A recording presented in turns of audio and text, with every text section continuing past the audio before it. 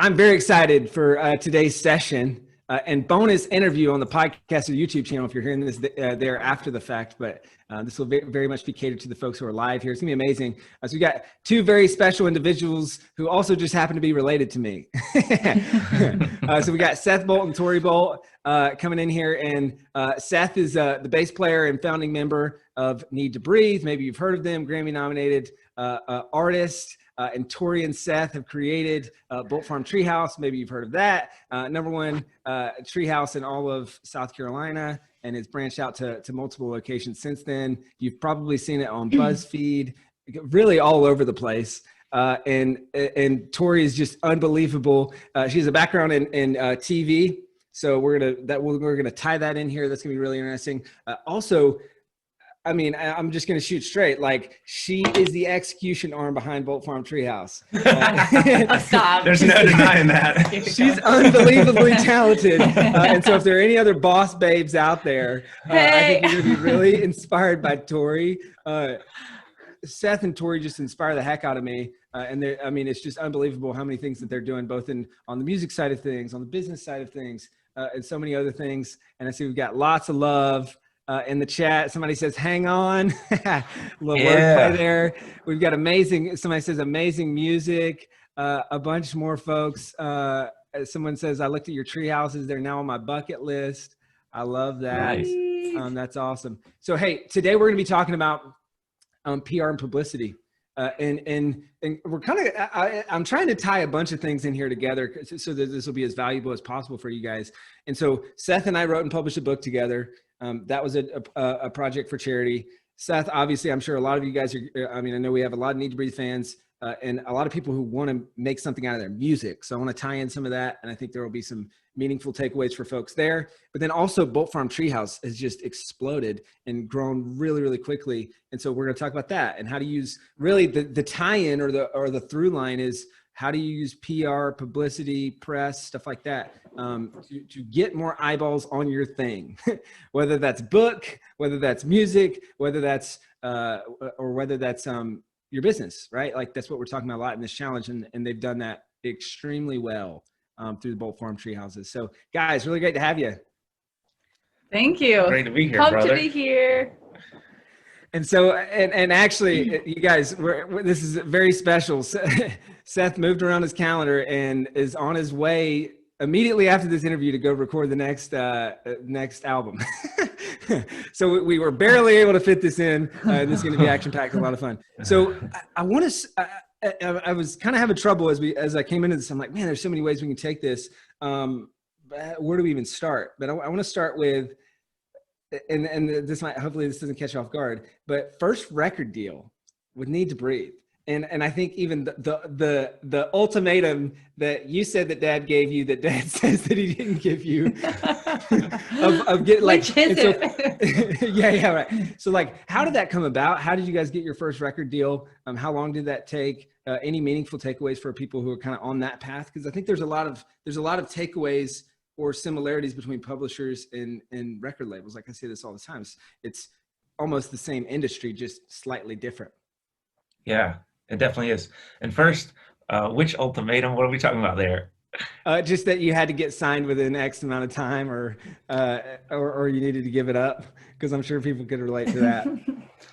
Yeah, for sure. And shout out to Mom and Dad, Larry and Regina Bolt, for being so supportive, because obviously it takes time to get anything off the ground. I mean, that's really the hardest thing, is just to get that initial momentum that can then begin to grow and multiply.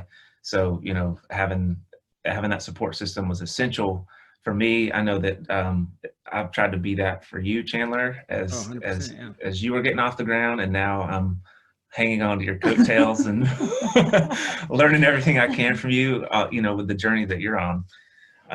So it's really cool, and that's really important. And then the first record that Need to Breathe made was we got signed in like 2005, and it did, just for perspective, it took years and years just to get that first contract, and then that was really just the beginning. I think a lot of people assume that if you know, once you have something that is kind of like been validated by, you know, an industry sort of like leader or something, that you've sort of like already made it, but really that's just the beginning and just the first step. And then from the time that we got signed, we made our first record in England, which was insane for, you know, these kids. We're country kids from South Carolina, Tennessee area, and so just to be all the way across the ocean recording and everything, you know, we felt like we were like, get ready, guys, we're about to sell millions of records and change the world. And it didn't happen that fast. You know, it grew slowly and steadily. But something I heard a few years after that and into it was that typically the longer you build something and the slower it grows, the stronger it is and the longer it lasts. So, you know, as we're talking about PR, you know, it's easy to kind of think like, man, you know, this one of these first few videos I make is going to go viral, or I'm going to do something that's just going to blow up, and hopefully it does. But that just think like long term and the long play. And you're constantly building. So Chandler mentioned that I'm leaving today to go record. And if y'all, for those of you who are following along, Need to Breathe just released our 7th studio album on August 28th. We had like several insane weeks of promo and press and, you know, podcasts and every different form of PR that you could do, we did. And we also had, you know, months of planning and preparation. We got now we have like a great team who, you know, they're sending us stuff every day, like, what do you think about this video and all this stuff. So it's cool to watch that roll out, because it's far more than, you know, just the band could do. So shout out to our team and management, foundations, and the amazing support team that we have for that. So and now, I mean, we're like 2 weeks removed from that, and it's time to get to work again. It's time to write again. We've already been writing. We're ready to like start producing the next thing. And what did you say? Like your rewards or your money follows like 6 months after your work. Sometimes more in this case. You know, they recorded this like Christmas. It just for the music industry, you get paid about 2 years later. It's like a check from a publisher. It's like you start writing and then you publish, and then it's 3 quarters after the quarter that you sold the thing in, you get a check. It's very similar. And I love that. And I say that's a writer downer for everyone here. The longer it takes, the longer it'll last in a lot of cases, and to build true momentum. And guys, this is tying in with exactly what Hal Elrod was talking about on Friday. Is, you know, we were talking about it takes 10 years to become an overnight success, and kind of with the Miracle Morning, it's like big flash. Okay, 1 million copies, here we come. But then the crash after the launch, which is like, oh, okay, this wasn't an international bestseller immediately. It's not flying off the shelf. Now we've got to stack and build over a long period of time. And so kind of fast forwarding to where we are now, I think we've got a fun side story that we can bridge into right after that, and then we'll roll into Bolt Farm Treehouse stuff. Most you just said 7th record released. I mean, you guys have been on, as far as PR and publicity goes, Tori, you're in TV for years. You guys have been on a bunch of TV shows. You guys have been on a bunch of magazines, covers of magazines, like all that stuff. Need to Breathe played on every night show, like Conan, Leno, Letterman, Morning Show, Today Show, CBS the morning show a few weeks ago. How is that a fundamental part of, I want to talk Bolt Farm Treehouse in a second, but from a 7th album perspective, like, is that a huge part of that? Is like, and how long, what does that take? How do you line up all those things? Is that someone at the record label that does that? Is that someone in management? Like, what does that look like, lining up all that PR as part of a big album release like that? Yeah, it's definitely evolving, you know, from when we first did it. Imagine, you know, it's like, maybe like late 2000s. So like things like this just did not exist. So the morning shows and the late night shows were some of the only ways that you get into people's homes through a screen, you know, because that was it. So obviously that's diminished as there have been new outlets and new ways to do it. So in terms of like the impact that had on record sales, it used to be much more, you know, that it'd be like, oh, so, band goes on the late night show and then they sell like 100,000 copies of the record next day. And now, it might be 1,000, who knows? But that's definitely changed and diminished. But your question was like, who sets that up? And yeah, because we were with a record label, which would be like, a traditional publisher in the book world, like they were setting those things up and all that. And but at the same time, there's different dynamics there, that costs money. And the band used to like, we would fly to New York and stay in a hotel and have to perform with no sleep and everything. So one thing that's cool about this most recent record cycle is like we were forced to do all this via Zoom, which is kind of nice because you're like at home just rolling in, hey, what's up? You can still connect, you can still communicate. So really, I think people are only limited by their creativity. Like there's so many different ways to get your message out there these days. Yeah. And how many PR things did you guys have as part of this? I mean, just ballpark, like as part of this record launch. A lot, dude. People magazine, which I'm freaking out about still. Southern Living, CBS This Morning, like dozens and dozens and dozens. Like and then there were a bunch of Facebook Lives, I think, like Facebook Live on the Billboard page or stuff like that.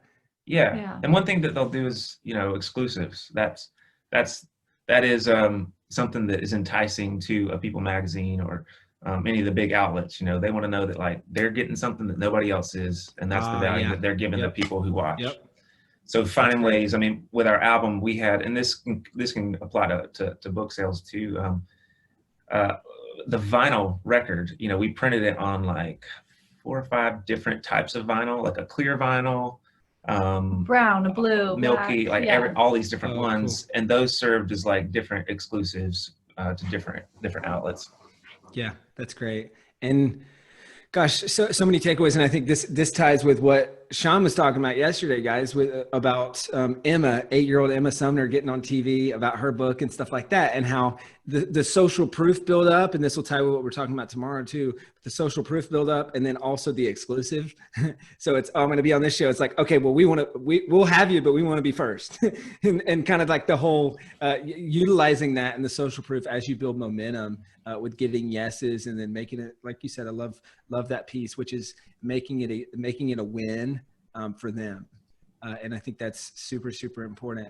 So transitioning a little bit, and then I think we'll probably come back and talk book, Need to Breathe, Bolt Farm, Treehouse, kind of all in one, because there's a lot of overlap. But I'd love to hear, so PR, this is funny, PR and publicity is literally the reason that you guys are together. How you met? That's so funny. I didn't think about it like that. You can promote your records, you can sell more books, you can grow your business, and you can maybe find love. So Tori, I'd love to hear that story, and then this will segue into Bolt Farm Treehouse stuff. Oh, geez. Yeah, the shortest summary of that. I was working at a local news station in Houston, and I was top 10 in the country. Top 10. Yeah, I was a producer, but then my boss would he knew I wanted to be a reporter, so they'd let me do like some entertainment or community pieces if I'd pitch it and like do everything. And so I did. I pitched them on letting me interview Need to Breathe because they were coming into town. Funny thing is, it wasn't even because I was a Need to Breathe fan, no offense. I just didn't know how amazing it was yet. I was actually dating someone at the time who was. I wanted to be a cool girlfriend, and I let him come with me to work to be my assistant, but really just so he could meet the band. So dumb, unprofessional. But no, so we had the interview and it went great. Nothing happened after, at that moment, but our paths connected 6 months later. And I'm a gentleman. There you go. Yeah, we connected again down the road, both single, and then boom, it just clicked. It was like, oh, I remember you from that interview, and then next thing I know, I'm jumping on a plane to South Carolina to see what's going to become of this. So here we are. And then fast forward all the way, to Bolt Farm Treehouses. So Tori, can you talk about how Bolt Farm Treehouse came about? The first one, how did that get built? And I'd love to just hear your perspective on that. And then we can roll into how you guys have used PR, publicity, and stuff like that to build a business. Yeah, it's so cool to see how it has evolved, because when we met, you and your dad were just building it, right? It was the very early stages of that dream. And then I was still working at a news station, and when we were engaged, I'm really passionate about PR and social media. So I'd be using my free time or like any breaks at work to be like making social media posts for the Treehouse just because I wanted to help. You know, it started with like 100 followers at that time.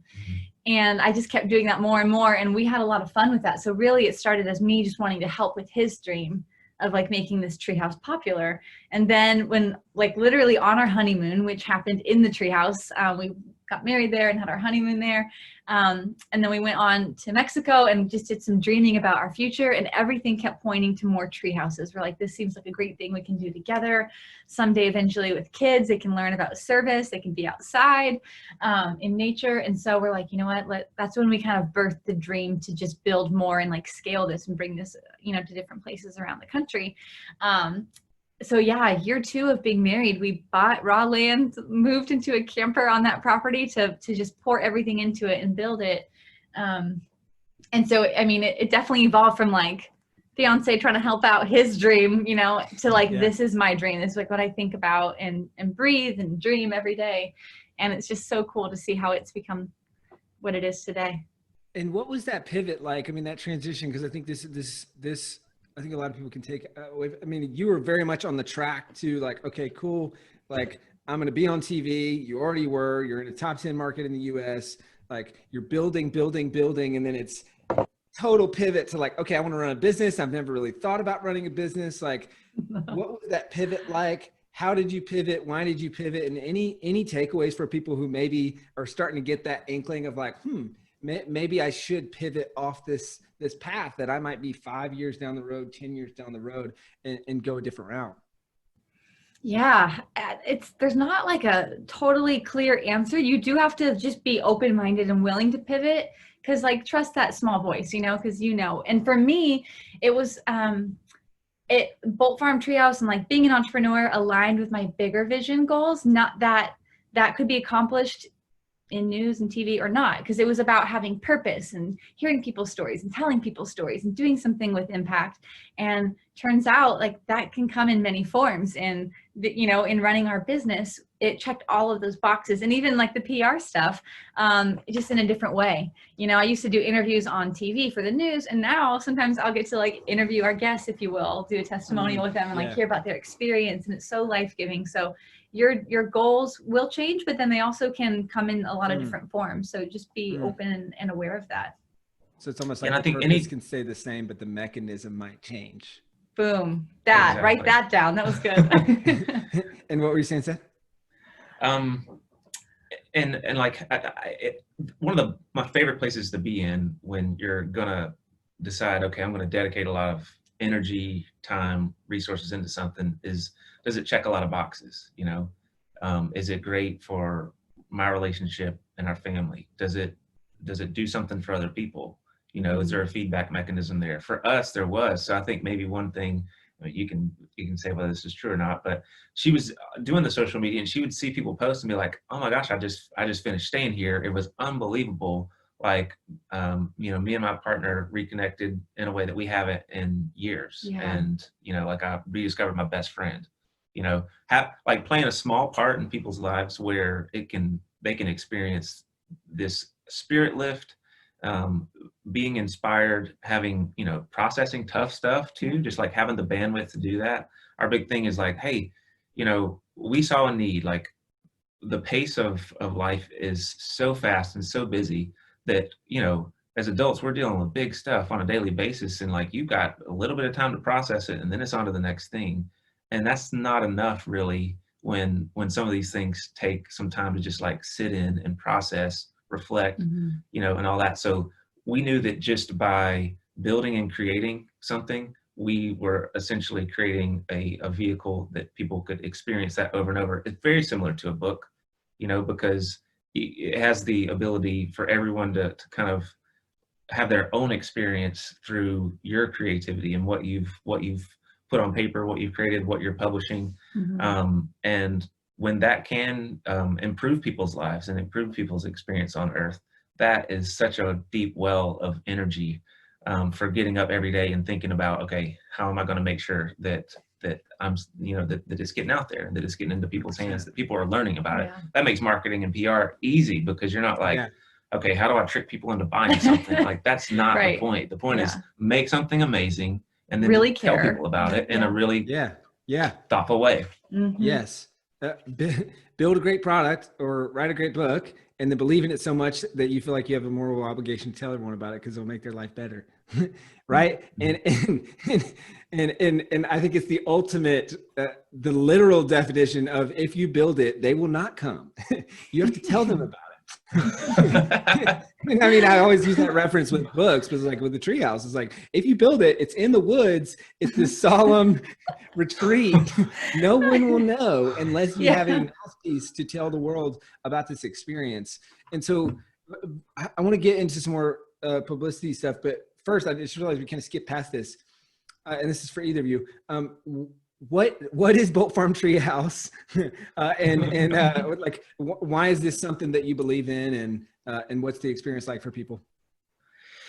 Yeah, so Bolt Farm Treehouse is an experiential getaway. It started as just a creative project that me, my dad, and my mom built, and it was built with our honeymoon in mind. Like we started building it knowing like, oh man, it's going to be a great escape. All the things I mentioned about what it can do for the human spirit. Like that was the goal, because you know, playing music, I was in cities, you know, basically my entire adult life, and just the noise of it, and you're surrounded by concrete, you're kind of in a way very much isolated from nature. You know, if you're in a metro area, you know, it's tough. Like nature can barely poke through and speak, maybe if there's some parks, but there's nothing like getting back out into nature. Hopefully a lot of you have, with the current state of the world, like rediscovered the great outdoors, how amazing it can be for your spirit, how it can give you perspective, how that bandwidth can all of a sudden, you know, give you the opportunity to have all kind of ideas. Like all of that was the inspiration for why to create some place in nature where people can go and have this experience. And then with the we got engaged in the process while I was building. I'm like, you know what, this would be so amazing to really surprise her, knock her socks off, use all my creativity to like build and decorate this space, so that when she shows up and sees it in person, you know, it's just, you know, something precious and something that I could pour my love and creativity Well, into. I love how you said it. You know, he's like, I want to build a treehouse worthy of my wedding day. Because when you hear treehouse, you might think of anything from a little fort in the backyard, you know, to who knows what. And so that was like the bar for the level of luxury. And I don't know how well this will show up, but here's some pictures to give y'all reference if you're like, what the heck? What is this? So these are some pictures of the tree houses. And I think what makes Bolt Farm Treehouse unique is kind of that blend of the, you know, luxury, but also surrounded by nature.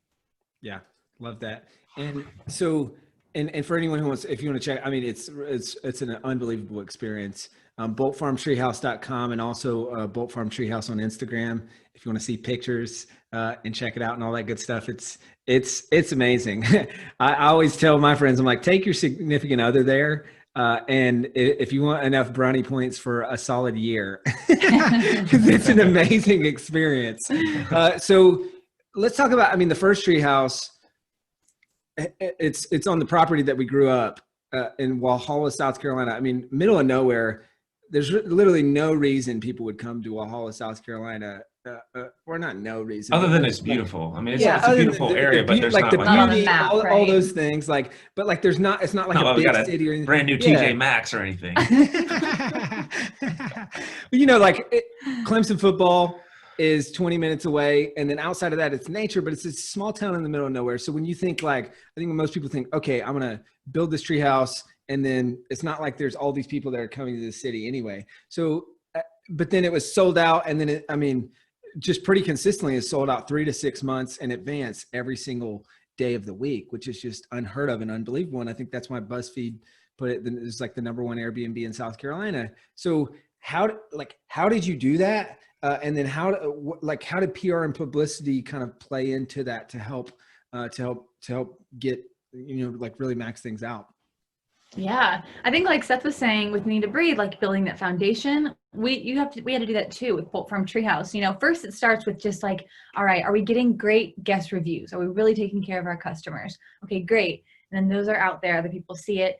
We started hosting some like small bloggers, right? Or like, and like a small local news station in Walhalla, you know, but then it like, nothing is too small. It's worth it because that's how you get your start. And then it kind of like has a snowball effect and momentum grows because now you have these more, you know, links or references online. BuzzFeed sees that and you start small and you gain momentum and then other people start to see it and want to jump on board. And honestly, I can't even take credit for BuzzFeed because I didn't like send them an amazing pitch email or anything. They came knocking on our door, our email door, which is like just crazy because I think after they had seen a handful of these smaller things, they're like, wow, what is this? This is really intriguing. That's so great. And we call it the rungs of the ladder, right? It's like you've got kind of your C level opportunities, your B level and your A, and most people want to go straight to the A. It's like, going to be on the Today Show. It's like, well, hold up. Let's go local. Let's start local or regional or smaller publications, smaller podcasts, things like that. What would be, Tori, just knowing what you know, and especially with your experience on the TV side of things, what would be your tips for people who want to land that first local PR or that first local press, or even how did you guys do that for Bolt from Treehouse?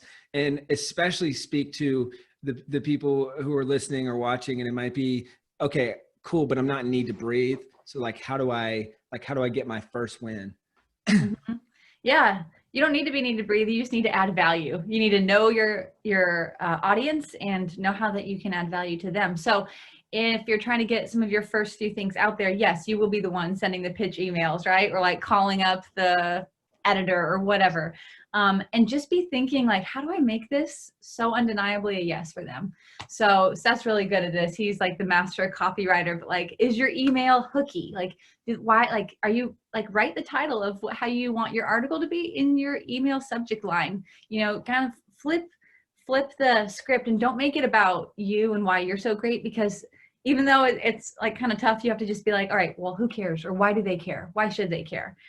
How do I add value to them? You know, so really, I think just start small and find little like niches, I guess, on like specific topics, and then just show how you add value to their audience, and then boom, you'll be on there. Or maybe like you mentioned, podcasting, you know, you help someone out who's on who has a podcast and you guest and like offer all this value to them where they're like, yeah, I want this on my show. Like my listeners would love this. So just really think about how you can connect with the audience. Yeah, and I think it's a quality over quantity thing for sure when you're getting started. Like, it doesn't matter if the, you know, the podcast has, you know, 200,000 listeners. Like, you just might need one with 10,000 who love the topic that you love, because you'll get way more traction there than you will just thinking, oh, I need like the biggest sort of microphone possible. And they might be like, the importance of, in your case, they would be likely to and willing and able to stay at the Treehouse, right? Like that audience is way more valuable than just broad audience, huge publication of people who would never book a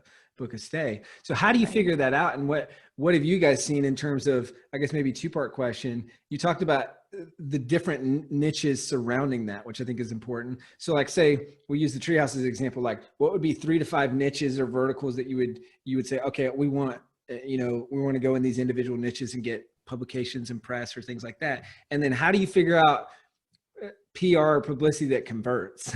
Like okay, I'm going to get in front of an audience that might actually book a stay. What does that look like? Yeah. I think PR gets exponentially easier the more you understand who your audience is.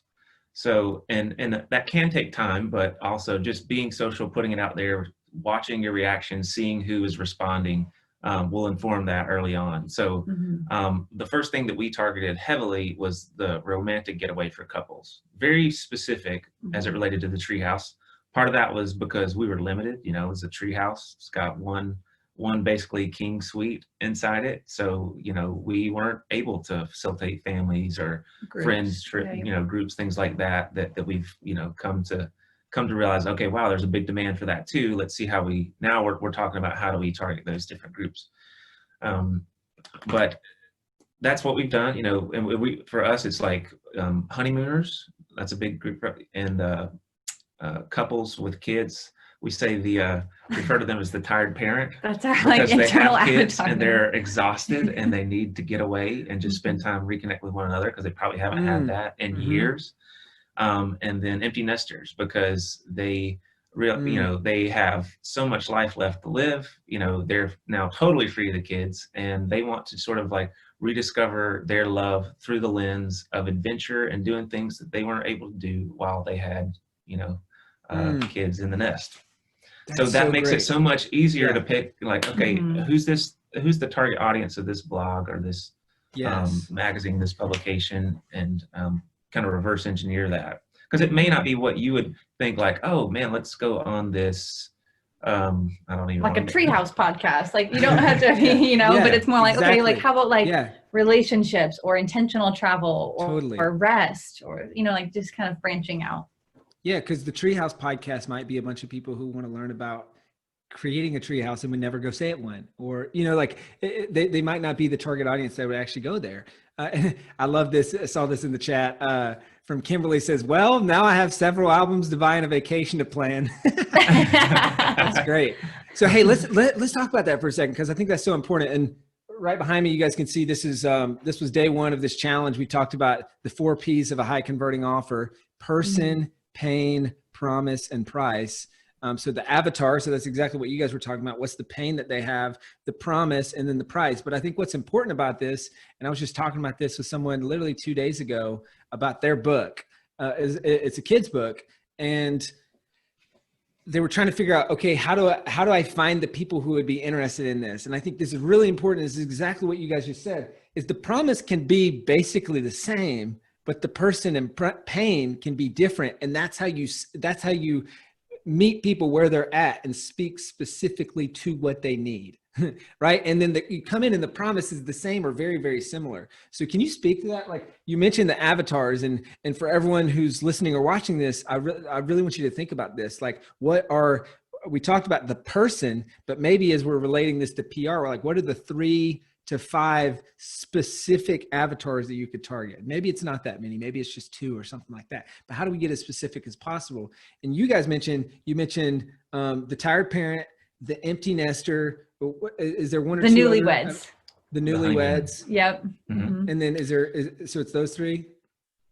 Yeah, those are our 3 biggest right now. Okay. And then now we've got like our 3 that we are targeting for our next project, which we haven't announced yet or anything. I see. Okay.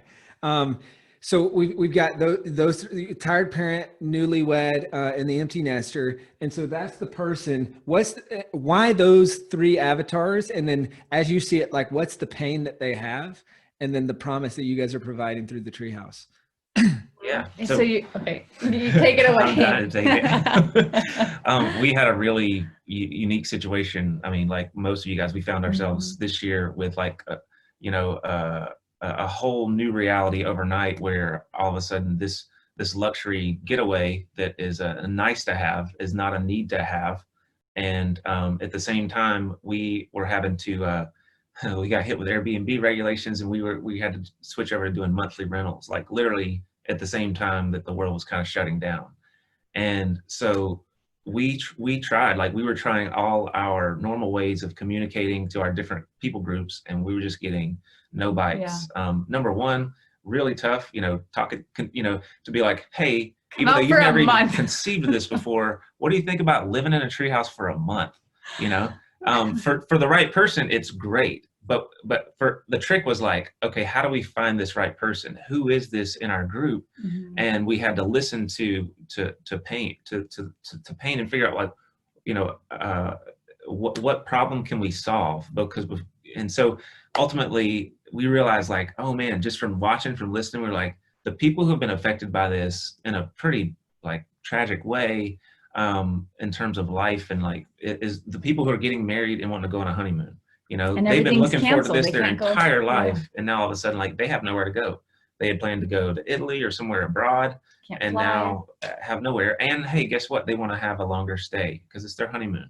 So we reduced our price to where basically for a price of like a week or so at our place, they could stay for an entire month. So not only do they get, a honeymoon in a cool place, They don't have to be cooped inside. Right.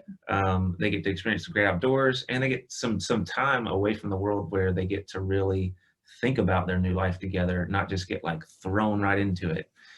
So we determined that was the most value that we could add. So our person was the honeymooner. Their pain was that they were stuck in this unfortunate situation where they didn't have a lot of options. Our promise has always been that you'll have, a life-changing, An unforgettable experience. It's meaningful. Yeah. Mm-hmm. And we lowered the price. Mm-hmm. Yeah. So that's how we addressed those 4 Ps, and that was successful when nothing else really was. 100%. That's so great. And I think this is important. I see you got a lot of people in the chat saying maybe writers for a writer's retreat or your next avatar.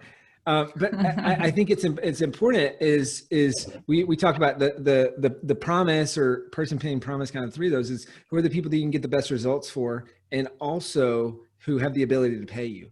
And so I think that's where the overlap in those 3 ideal avatars. And sure, writers, that might be a great market as well, but the honeymooner, the empty nester, the tired parent, like you can get them great results, if you will, in the form of an experience, but also they have the ability to pay. And I think when you look at honeymoon, when you look at what, like the ability and willingness and eagerness to pay is much higher.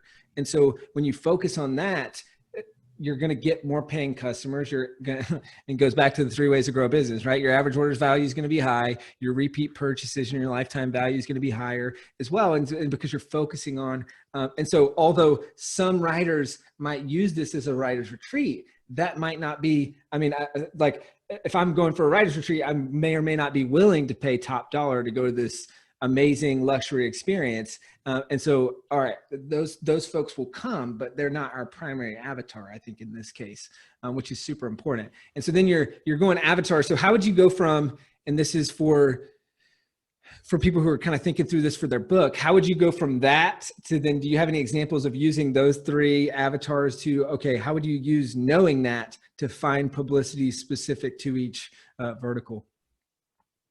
Mm-hmm.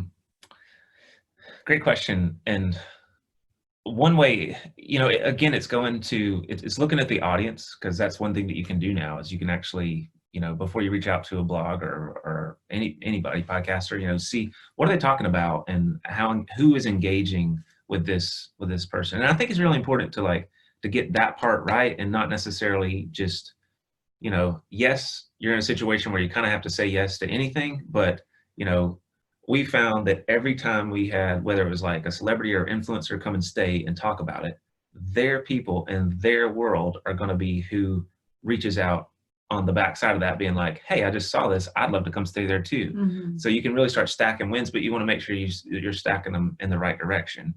And we didn't do that perfectly early on. I think there were some people we were like, they have all these people, we got to come let them stay. But and no then we alignment. saw that, just really didn't stack up, or they were like a high maintenance celebrity, and everyone who follows them really high maintenance. And now we have all these high maintenance guests come through the door, and we're like, this is actually not what we want. We want people who love nature and who are pretty chill, Yeah.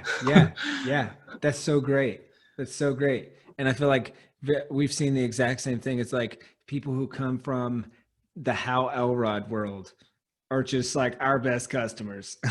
They're amazing. They're super fun to work with. They're motivated. They're driven. They use their miracle morning to get their writing done.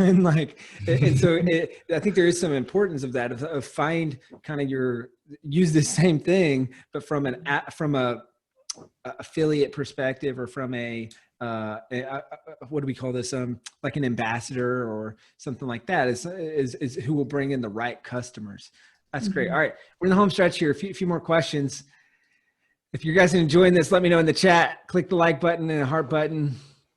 Let's see. So I want to go, Tori, what did working in television teach you about landing PR and publicity? And then also about doing it well? Because I think there's one thing to get it, and then there's another thing to actually perform well when you get the opportunity, or to do it in a way that's going to actually bring eyeballs and bring people back to your business and into your world. Yeah, good question. I mean, I saw a lot just from being in the newsroom, like watching the pitch emails come in and then watching the interviews actually be executed and seeing like, you know, which ones actually came full circle.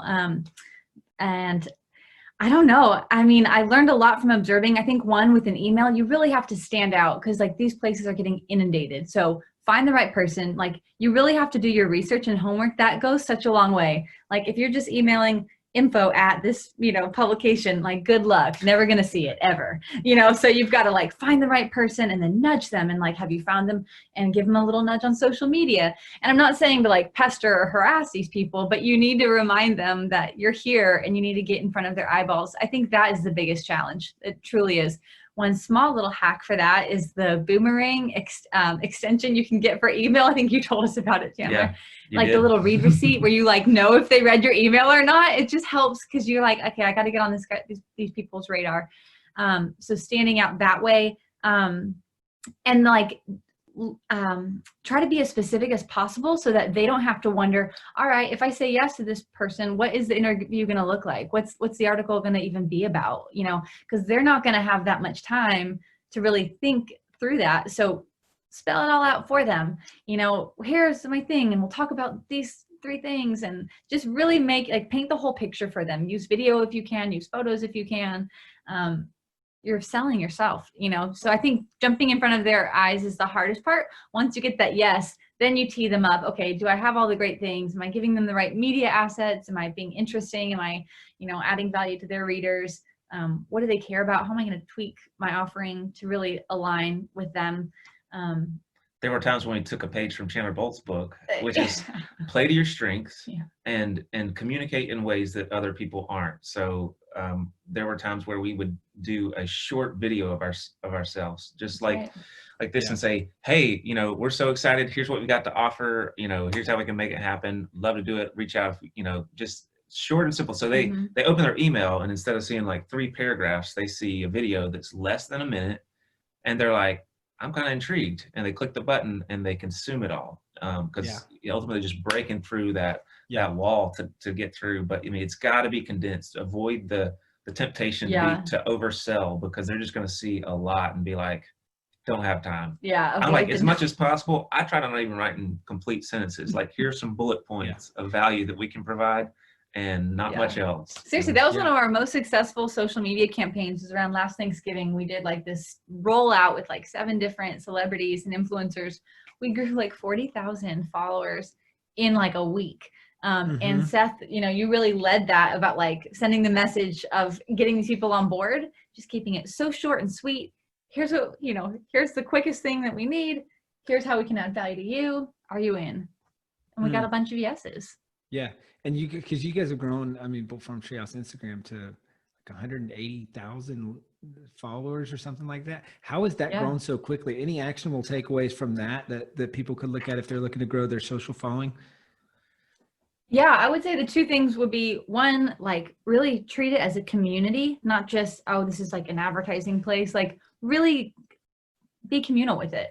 Be engaging. Ask people questions. Tell them, hey, tag some friends who need to read this, or share this with someone who, you know, would love to see this. And then, and like just really being responsive, especially when you're getting it off the ground. Like, are you replying back to comments, your DMs? Like really care and be good to the followers that you do have. Because then if you treat them well, they're going to tell their friends and family about it naturally. The second way that we've seen a lot of growth is with partnering with celebrities or influencers. So whether that, I'm trying to think about what that would look like for an author, but I mean, really just get creative and think, who can help partner with me to share this message? Because then they quickly tell it to their people. I mean, that is the fastest way that I think we've grown.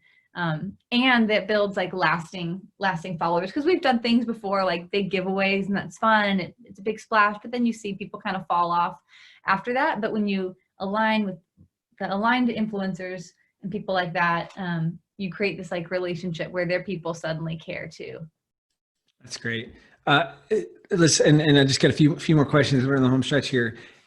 You guys, I mean, it's like on the front of the Charleston Living magazine, and what's this show? It's like Southern Charm or something. Yeah, Charleston Home and Design, Southern Charm. Like, what are the 3 to 5 like biggest pieces you guys have gotten in the last little bit, and how did that happen, or how did those come about? And any takeaways for people who are looking for, maybe they've gotten those B and C rungs of the ladder and they're looking to go for the big ones, like any takeaways there or examples?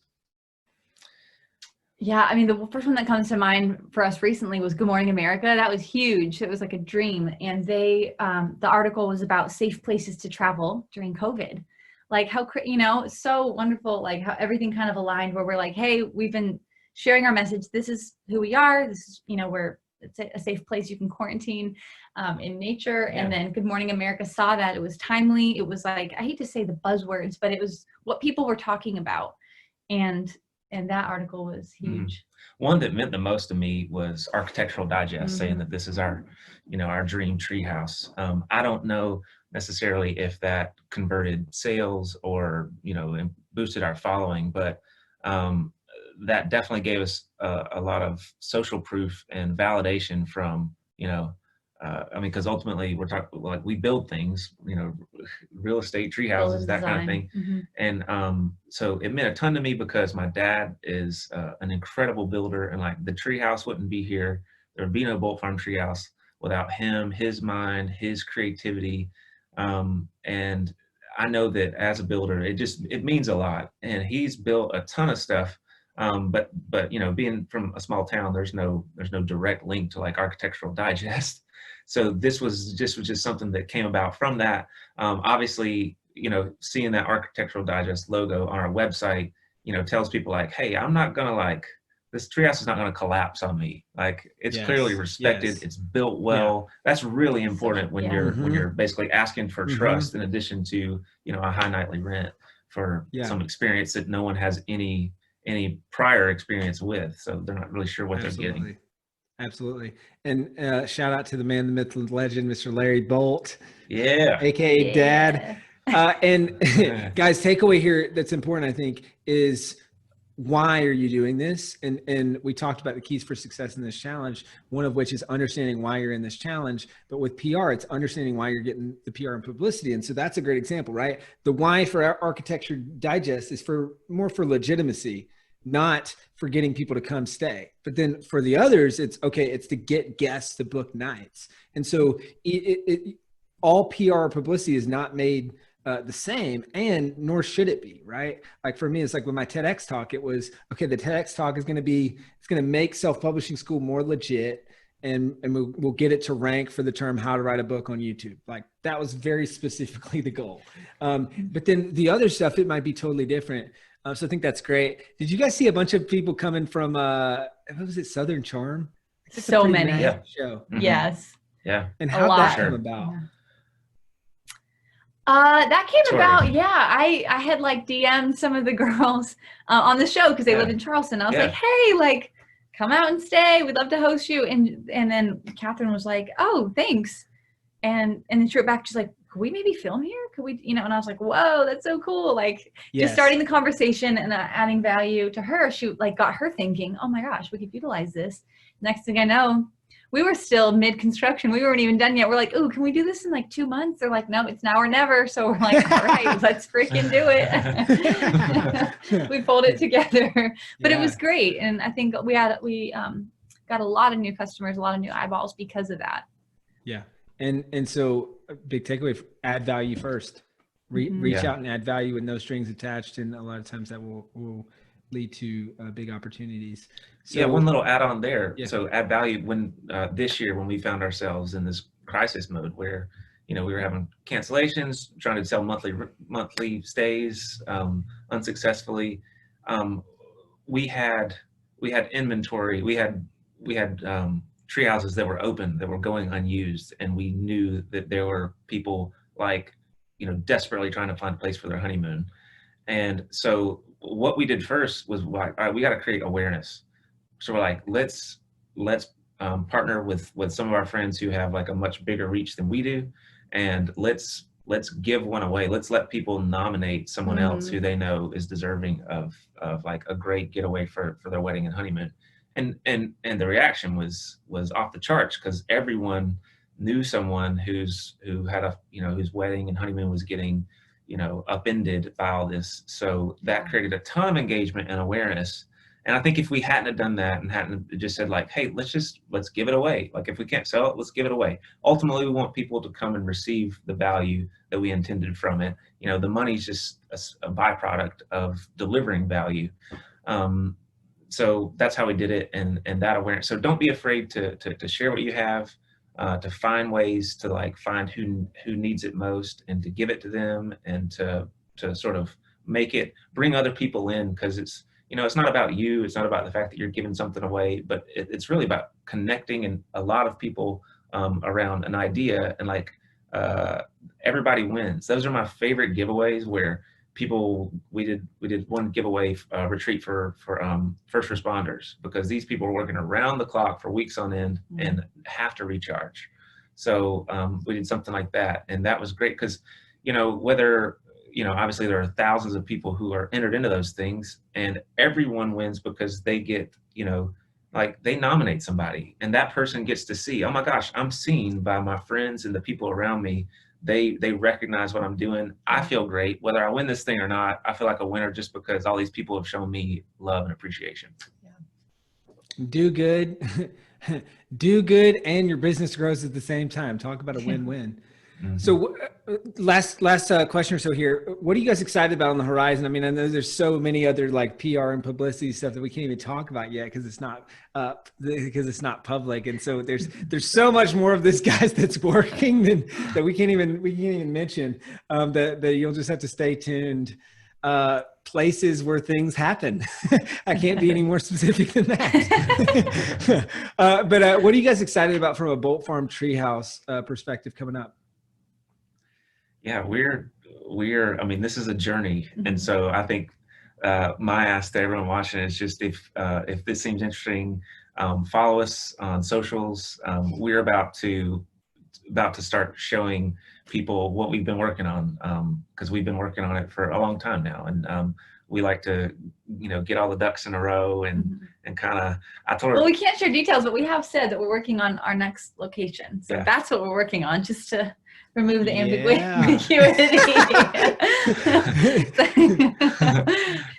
We're building a mall.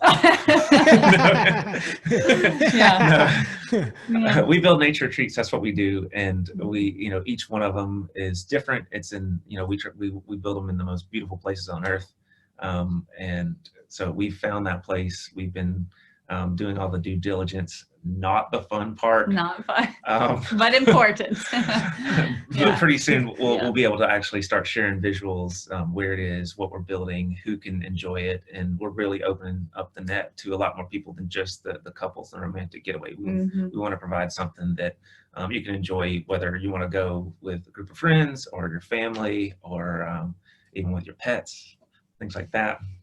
That's great. And guys, where can people go to find out more about you, Bolt Farm Treehouse, get on the wait list for future opportunities to stay there, things like that? Yeah, thanks. So the website's boltfarmtreehouse.com.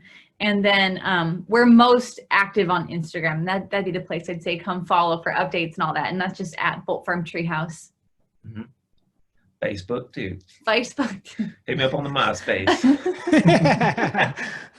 Awesome. And then your guys' individual Instagram handles? Yeah, Tori Bolt and Dr. Seth Bolt. Most people don't know that he's a doctor. I'm not a doctor. Awesome. Well, guys, thank you. That's like Chandler Bolt. There's some other guy that's taken everything, the email addresses. I'm like, dude, just give it up. You're getting a lot of emails that are not intended for you. Just hand it over. All right. Hey guys, thank you so much. Check it out, guys. New Need to Breathe album just released a couple weeks ago. Check it out, stream it, grab the album. Bolt Farm Treehouses, they're pretty much always booked up and sold out far in advance. But if you want to get on the wait list, you can check out boltfarmtreehouse.com. Follow them on Instagram. This has been amazing. Thank you guys so much. Thank you. Thanks, so Chandler. Good talking. Yeah.